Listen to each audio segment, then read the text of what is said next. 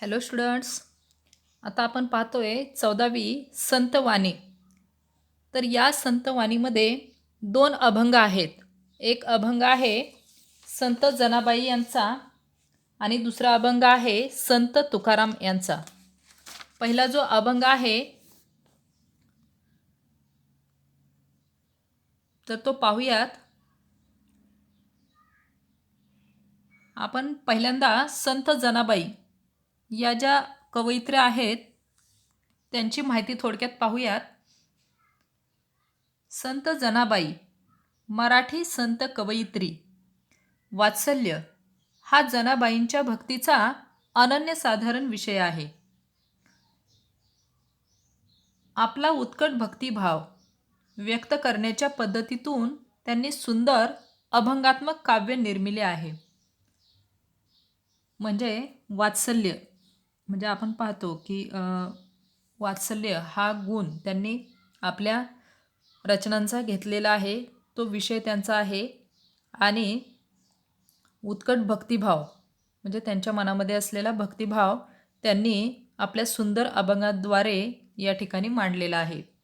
या अभंगातून त्यांनी आईचे बाळावरील प्रेम विविध उदाहरणातून पटवून दिले आहे.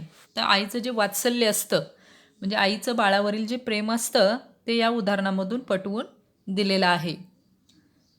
तर या ठिकाणी आपण अभंग पाहूयात. पक्षी जाय दिगंतरा बाळकांसी आणि चारा, घार हिंडते आकाशी झाप घाली पिल्लांपाशी. पक्षी जाय दिगंतरा. दिगंतरा म्हणजे आकाशात, जाय म्हणजे जातो. पक्षी आकाशात जातो, आकाशात उडतो. आणि बाळकांसी आणि चारा. बाळकांसी म्हणजे आपल्या पिल्लांसाठी, आपल्या बाळांसाठी तो चारा आणतो.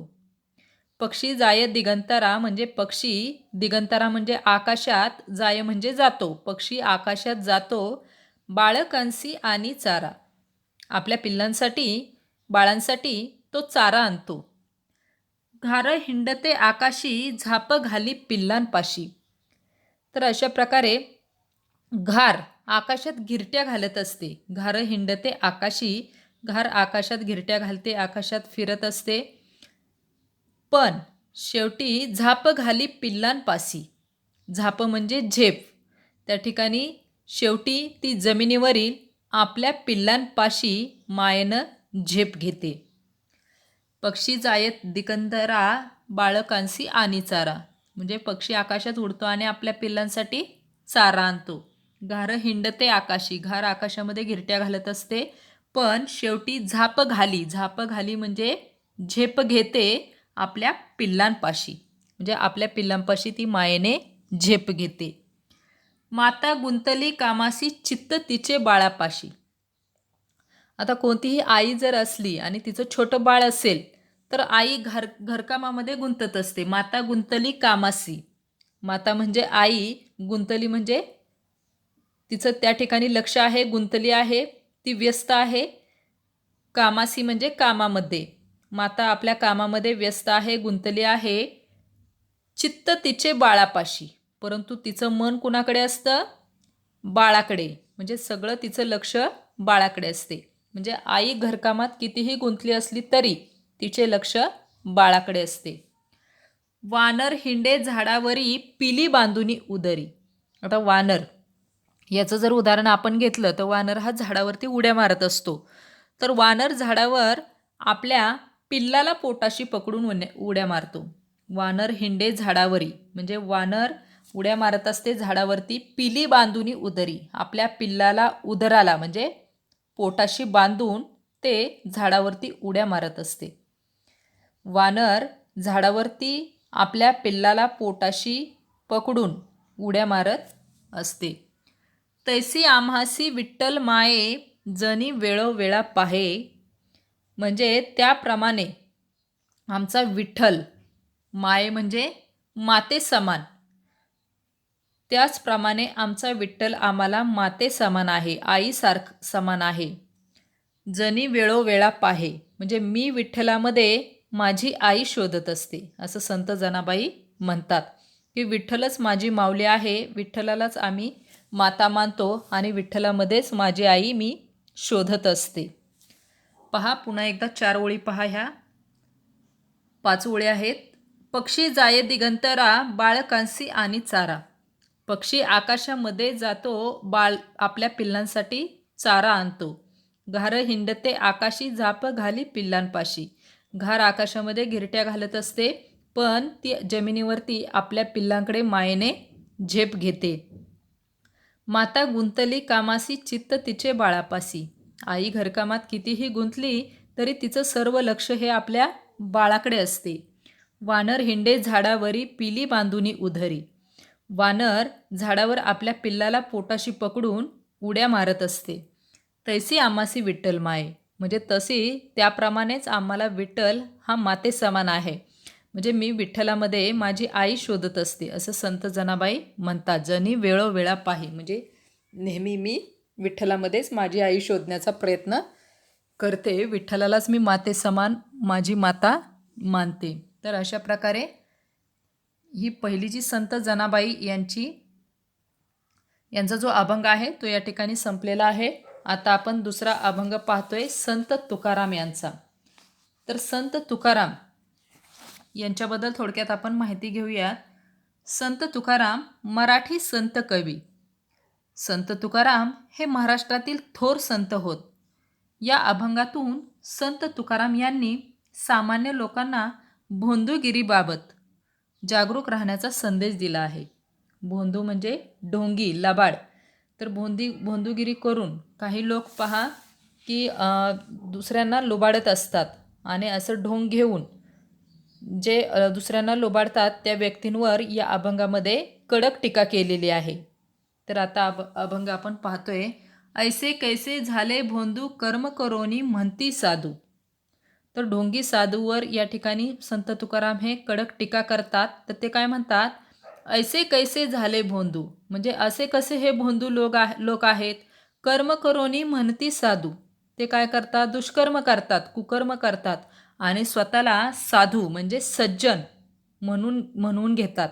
कर्म म्हणजे काहीतरी कुकर्म, वाईट कार्य करतात आणि स्वतःला साधू म्हणजे सज्जन म्हणून घेतात.